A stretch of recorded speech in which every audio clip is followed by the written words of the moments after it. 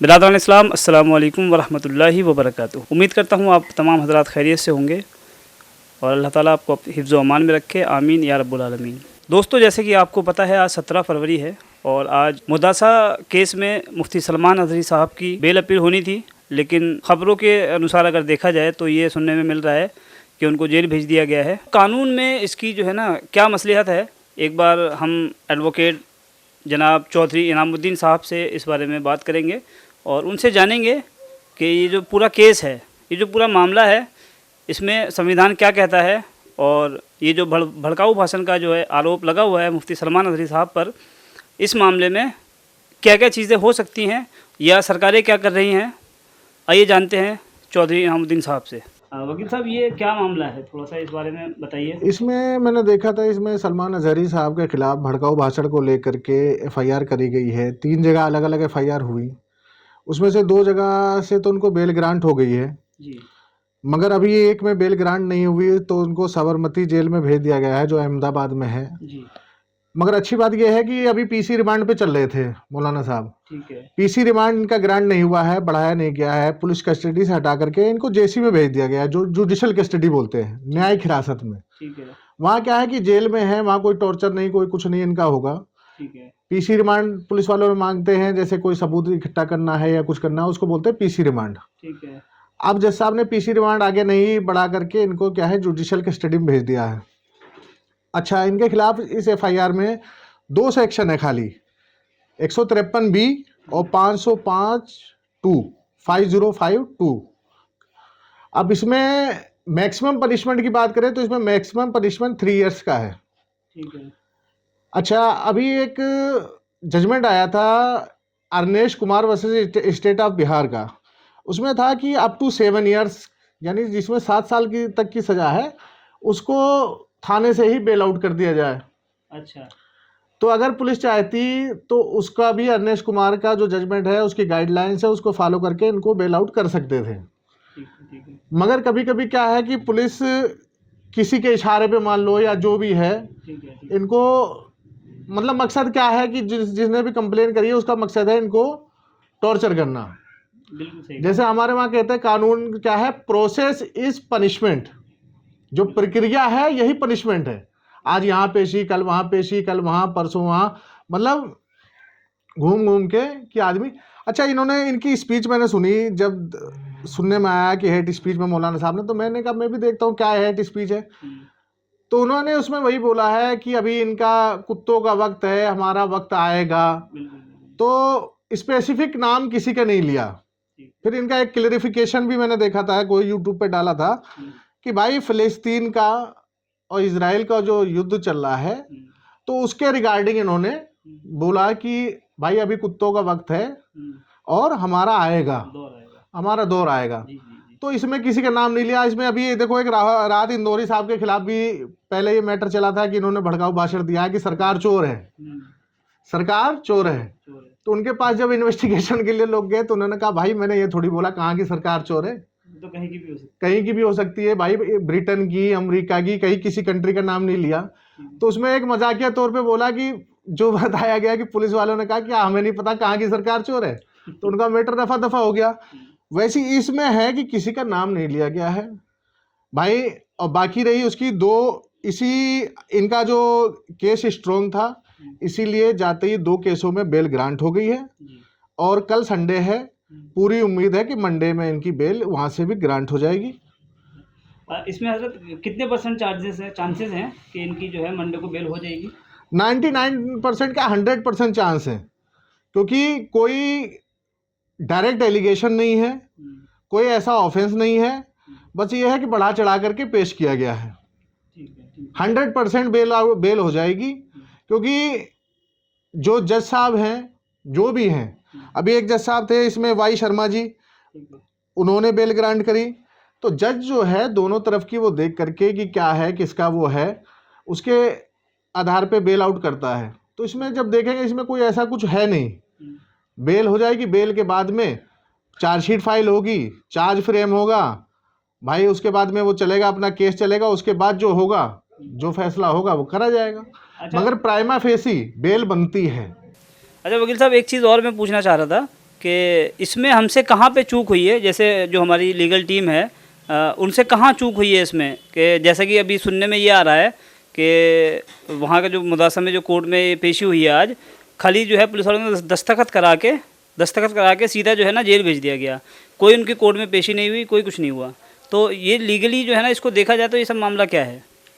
इसमें होता क्या है कि कभी कभी जैसे कि मजिस्ट्रेट साहब मान लिए छुट्टी पे हैं, लीव पे हैं, ठीक है, तो उसमें क्या करते हैं, ड्यूटी एमएम के पास पेश किया, या मोस्टली क्या होता है कि 4 बजे के बाद मजिस्ट्रेट उठ जाते हैं, ठीक है, ठीक है। तो उसमें क्या होता है कि नॉर्मल सा प्रोसीजर है कि प्रोड्यूस किया, साइन कराया, 14 दिन की जैसी मांगता है आईओ, तो 14 दिन की जैसी ग्रांट हो जाती है। हर 14 दिन पे आईओ आता है, 14 दिन की जैसी, जब तक इनका चार्जशीट इनकी फाइल नहीं हो जाएगी वो बढ़वाता रहता है।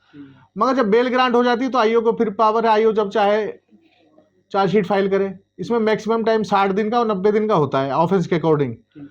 तो इसमें जो है जहाँ तक है कि मंडे में बेल ग्रांट हो जाएगी, और बेल ग्रांट होने के बाद ये बेल आउट हो जाएंगे, बाहर आ जाएंगे, बाकी अपने जो है प्रक्रिया चलती रहेगी। और इसमें बाकी जो है वो दुनिया को पता है, मगर कुछ यूट्यूबर्स जो है लाइक और वो पाने के लिए बढ़ा चढ़ा करके, कॉपी पेस्ट कर करके बात का बतंगड़ बना रहे हैं। मौलाना साहब की भी कोई सही बात नहीं है पब्लिक के सामने आज पा रही है, जिस वजह से ये बवाल खड़ा हो रहा है, ठीक है ना। तो लोगों से यही रिक्वेस्ट है कि बात का बतंगड़ ना बनाएं, जो रियल चीज़ है वो बताएं। बाकी हम लोगों को पूरा विश्वास है इंडियन जुडिशल सिस्टम पे, जजों पे। भाई जो होगा इंसाफ होगा, जो है लॉ है सबके लिए बराबर है, कोई उसमें दिक्कत वाली बात नहीं है और ना कोई परेशानी की बात है। पीसी रिमांड से हट करके जेसी में जुडिशल कस्टडी में चले गए हैं। बेल ग्रांट होगी, बेल बॉन्ड फर्निश्ड होगा। अब ये भी हो सकता है कि बेल बॉन्ड फर्निश्ड हो तो उसमें क्या है, पुलिस वेरिफिकेशन भी होती है। कोई जज जैसे देखता है कि आपका साउंड श्योरिटी नहीं है, मान लीजिए एफडी नहीं है या श्योरिटी पे कोई डाउट है, तो 1-2 दिन उसमें टाइम लग जाता है बेल बॉन्ड में वेरिफिकेशन में। तो ऐसा नहीं है कि मंडे में बेल हो तो मंडे में ही बाहर आ जाए, हो सकता है 1-2 दिन बेल बॉन्ड वेरिफिकेशन में भी लग सकते हैं। वकील साहब, मैं एक चीज़ और पूछना चाहता हूँ कि हमने तो ये देखा है पूरे केस में आज लगभग 15 दिन होने जा रहे हैं, कभी कहीं की पुलिस कभी कहीं की पुलिस उनको कस्टडी में ले लेती है, रिमांड में ले लेती है। हमें जो समझ में आया वो ये कि उनको सिर्फ़ और सिर्फ परेशान किया जा रहा है और कुछ भी नहीं। क्या वकील साहब इसमें जो है ऐसा नहीं हो सकता कि ये जितने भी मामले हैं, मतलब मुदासा ले लो आप, चाहे अहमदाबाद ले लो, चाहे राजस्थान ले लो, कहीं का भी केस है, ये सारे के सारे केस एक कोर्ट में आ सके? बिल्कुल हो सकता है। तो इसमें जो अलग अलग स्टेट में है, तो इसके लिए अलग अलग स्टेट के लिए क्या है, सुप्रीम कोर्ट में एक लगेगी पिटीशन लगा करके एक जगह के लिए वो करा जा सकता है कि एक ही जगह सुनवाई हो। जो है अलग अलग है, एक जगह क्लब करके एक जगह चले, ऐसा हो सकता है, कोई पॉसिबल है, कोई बड़ी बात नहीं है। मैं वकील साहब से गुजारिश करूंगा कि अपनी तरफ से कुछ जो हमारे मुसलमान भाई सोशल मीडिया पे जो चीज़ें वायरल कर रहे हैं, मतलब कुछ नहीं है उनको, बस खाली लाइक और फॉलो के लिए, कुछ व्यूज़ के लिए ये जो चीज़ें फैला रहे हैं, उनके लिए जो है ना मैं वकील साहब से पूछूं ये क्या कहना चाहेंगे, एक बार वकील साहब से पूछते हैं। और ये हिंदुस्तान में जो हमारे मुसलमान भाई हैं उनके लिए क्या सलाह देना चाहेंगे? मेरी यही सलाह है भाई कि मिलजुल के रहें। हर आदमी का ये कर्तव्य है कि एक दूसरे के धर्म का सम्मान करे। कोई ऐसा काम मत करो कि किसी की भी धार्मिक भावना आहत हो, चाहे हिंदू हो, चाहे मुस्लिम हो, चाहे क्रिश्चियन हो, चाहे सिख हो, चाहे जैन हो। सब एक दूसरे का धर्मों का आदर शुरू से करते आए हैं, वो करते रहेंगे। इसमें कुछ शरारती तत्व हैं जो एक दूसरे को भड़काने के लिए, पॉलिटिकल लाभ लेने के लिए, वोटर को एक तरफ एकजुट करने के लिए, ठीक है, कुछ दलाल टाइप के लोग हैं जो भड़काऊ भाषण देते हैं। अब इसमें होता क्या है, जो सत्ता पक्ष की तरफ से होता है वो साफ साफ बच जाता है। अभी बीच में भी हमने देखा बहुत से बड़ी बड़ी बातें सदन में कही गई, लोगों ने कही, ठीक है, एक पार्टिकुलर कम्युनिटी को पूरा निशाने पे लिया गया। मगर यह है कि अगर आप सत्ता में हो तो आपका कुछ नहीं होगा, चाहे आप कुछ भी बोलो। अगर आप विपक्ष में हो तो अगर आपने तू भी कर दिया तो तू का उठा करके उसको ऐसा बतंगड़ बनाया जाएगा, आपको जेल भी भेजा जाएगा, आपको पनिश भी किया जाएगा, आपके खिलाफ सारे सेक्शन बता दिए जाएंगे क्या क्या है नहीं है। टोटल मशीनरी जो सरकारी मशीनरी है इसका मिसयूज हो रहा है, जो कि नहीं होना चाहिए। भाई पॉलिटिकल आपका जो पॉलिटिक्स है वो एक तरफ है, बाकी जैसे भाईचारा था, भाईचारा है, भाईचारा रहेगा। आज के दौर में मिलजुल के रहें, इसी में सबकी भलाई है। भाई देश कैसे विकास करेगा, कैसे प्रगति करे, जैसे कैसे प्रगति होगी, कैसे क्या होगा, इसके लिए आदमी को ध्यान देना चाहिए। मगर आजकल लोग हिंदू मुस्लिम ये वो इतना ज़्यादा कट्टरता बढ़ गई है जो हमारे देश के लिए हानिकारक है, और इसका फायदा विदेशी ताकतें जो हैं, आतंकवादी जो हैं, वो उठाते हैं कि भाई इनमें भाई भाई में फूट है, चलो हम चल के इसका फायदा उठाएं। तो ऐसा नहीं होना चाहिए, मिलजुल के रहें और एक दूसरे के धर्मों का सम्मान करें। और चाहे मौलाना हो, चाहे पंडित जी हो, चाहे कोई महात्मा हो, भाई कोई ऐसी बात ना बोलें जिससे किसी के धर्म को चोट पहुंचे, किसी की भावना आहत हो। मेरा यही कहना है। तो दोस्तों ये थे जनाब चौधरी इनामुद्दीन साहब, और जो पूरा प्रोसेस था ये कोर्ट का, अदालत का और पुलिस की कार्रवाई का, ये पूरा मामला आपने समझा। इस मामले में आपकी क्या राय है हमें कमेंट बॉक्स में ज़रूर बताएं, और इंशाल्लाह जो भी अपडेट होगी इस ताल्लुक़ से हम आपको आप तक ज़रूर पहुंचाएंगे। तो चलिए दोस्तों, मिलते हैं आप किसी और वीडियो में। खुदा हाफिज़।